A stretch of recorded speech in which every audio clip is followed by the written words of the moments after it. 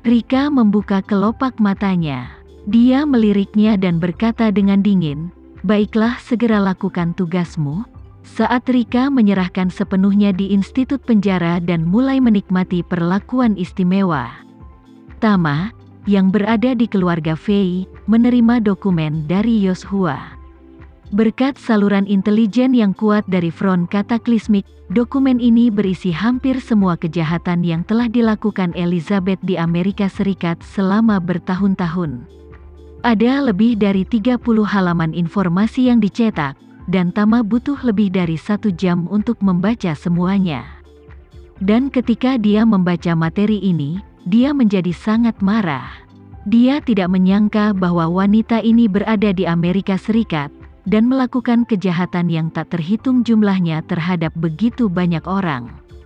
Selama bertahun-tahun, setidaknya ada 30 orang yang meninggal secara langsung atau tidak langsung di tangannya, yang dapat ditelusuri kembali ke identitas mereka yang sebenarnya. Ada banyak orang yang benar-benar hilang setelah berhubungan dengannya. Dan seperti Rika, ada banyak orang yang telah dijebloskan ke penjara olehnya. Namun, Cataclysmic Front belum menangkap jejaknya. Karena wanita ini tidak muncul di tempat umum sejak dia meninggalkan Providence, dan sepertinya dia sudah melarikan diri. Tama berspekulasi bahwa meskipun Elizabeth dalam pelarian, dia pasti tidak akan hanya mencuci tangannya. Karena keluarganya kini telah ditangkap dan semua aset telah disita, dia pasti tidak mau menyerah dalam situasi ini. Oleh karena itu, bahkan jika dia saat ini dalam pelarian, wanita jahat ini pasti akan menemukan cara untuk terus melakukan hal-hal buruk dan mendapatkan keuntungan ilegal. Jadi, Tama menelepon Yoshua. Segera setelah panggilan dilakukan, dia berkata, "Yoshua, saya telah membaca semua informasi yang kamu kirimkan." Yoshua berkata dengan sangat malu, "Maaf, Tuan Renza, kami belum memiliki petunjuk tentang keberadaan Elizabeth, tapi jangan khawatir, saya sudah memberitahu semua informan di Cataclysmic Front di Amerika Serikat, selama kita menemukan keberadaan jejaknya pasti akan dengan cepat menangkap mereka dengan segera." Tama berkata, "Saya menduga wanita ini akan melakukan kejahatan lagi segera, dan sekarang saya harus menemukan cara untuk mengikuti petunjuk."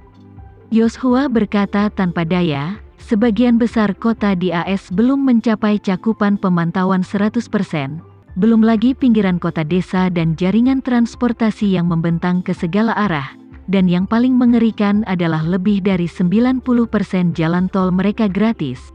Tidak ada pintu tol juga berarti tidak ada sistem untuk mencatat dan menghitung kendaraan yang melaju di jalan raya, jadi sulit bagi kami untuk menangkap pergerakan mereka setelah mereka meninggalkan Providence." Tama berpikir sejenak dan berkata, meskipun Elizabeth dan yang lainnya telah melarikan diri, tujuan mereka masih ada. Selama mereka tidak berhenti sepenuhnya, kita bisa menemukan petunjuk. Setelah berbicara, Tama berkata lagi, "Yoshua, segera kirim orang dari Providence.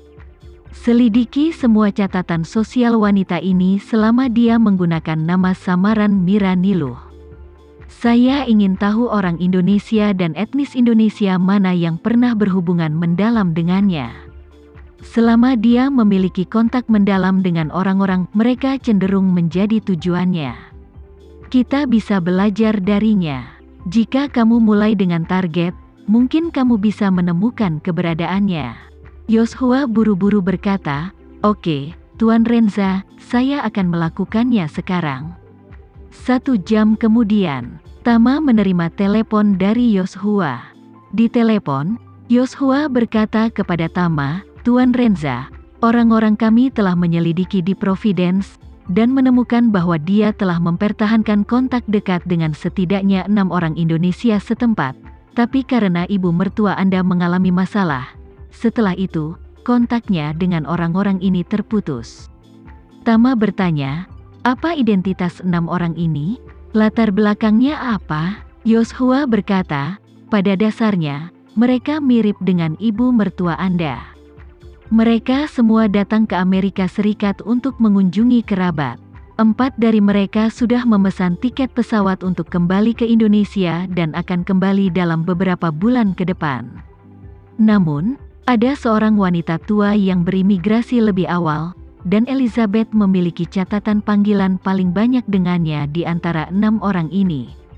Seorang wanita tua, Tama bertanya dengan rasa ingin tahu, apakah wanita tua itu juga menjadi target pengiriman barang selundupan mereka?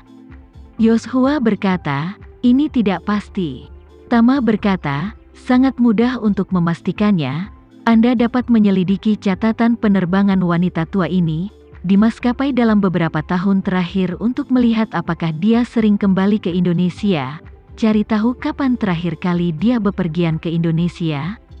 Oke, Yoshua segera berkata, tunggu sebentar Tuan Renza, saya akan membiarkan para peretas mengambil informasi dari celah dalam sistem penerbangan sipil.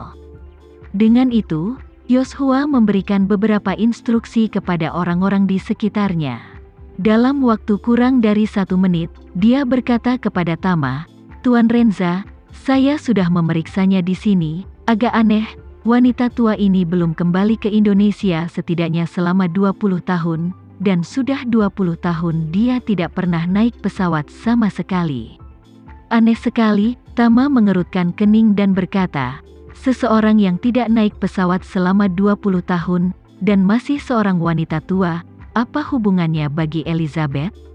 Saya juga tidak tahu, Yoshua buru-buru berkata, saya akan mengirim seseorang untuk mendekati wanita tua ini segera dan menyelidiki situasinya dengan hati-hati. Tama berkata, jangan repot-repot, Anda bisa membantu saya melihat kondisi wanita tua ini. Joshua berkata, Tuan Renza, saya punya informasi di sini. Nama wanita tua itu adalah Aryasada, dia berusia 73 tahun.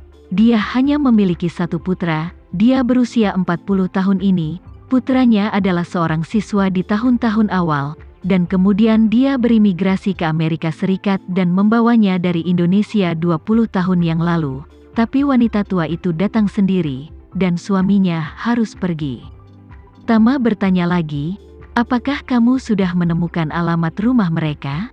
Lihat cari tahu di tingkat komunitas apa lokasi mereka di Providence. Yoshua menjawab kemudian, Tuan Renza, tempat tinggal wanita tua itu di Providence adalah komunitas yang relatif kumuh tanpa populasi Indonesia yang cukup besar. Mau tak mau Tama sedikit terkejut, memikirkannya, hal ini agak aneh. Masuk akal bahwa kondisi keluarga wanita tua ini harus sangat biasa, dan diperkirakan tidak ada anggota keluarga dekat di negara ini, dan tidak mungkin untuk kembali ke Indonesia. Apa tujuan Elizabeth mendekatinya? Saya juga tidak mengerti ini, Yoshua berkata. Saya juga menemukan video pengawasan wanita tua itu. Dia masih bekerja di sebuah restoran Indonesia, di usia yang begitu tua. Seharusnya sangat sulit bagi keluarganya untuk berada dalam situasi ini. Tama mengerutkan kening dan terus bertanya, bagaimana dengan putranya? Karena putranya adalah seorang siswa sebelumnya, dia pasti lulus dari universitas terkenal, jadi penghasilannya tidak boleh terlalu rendah kan? Yoshua menjelaskan, situasi putranya agak menyedihkan. Pada tahun-tahun awal, dia memang memiliki penghasilan yang bagus.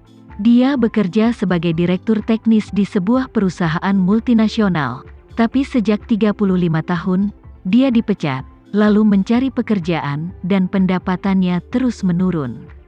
Dia telah menganggur selama lebih dari 1 tahun sekarang, dan hipotek keluarganya telah ditangguhkan selama beberapa bulan. Sekarang bank akan mengambil alih rumah itu.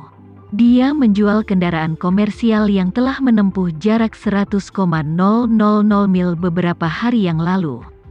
Sekarang dapat dikatakan bahwa dia tidak berguna, dan tidak tahu mengapa siswa top yang lulus dari universitas terkenal bisa bergaul dengan buruk. Tama berkata dengan ringan, situasi seperti ini masih sangat umum di perusahaan-perusahaan besar. Untuk beberapa perusahaan besar, karena karyawan telah bekerja terlalu lama dan kualifikasi mereka terlalu tua, gaji mereka sangat tinggi, dan karena mereka sudah tua, tubuh mereka terlalu banyak ditarik, dan mereka memiliki keluarga yang perlu dikhawatirkan. Mereka tidak dapat bekerja keras, dan kemampuan belajar mereka tidak sebanding. Untuk perusahaan-perusahaan besar ini, jika mereka mengganti orang-orang paruh baya ini dengan orang-orang muda.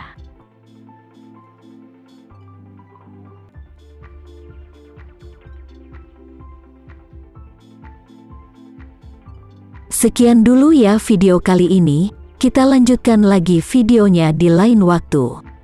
Oh iya, bagaimana menurut kalian? Semoga bisa sedikit menghibur kalian semua.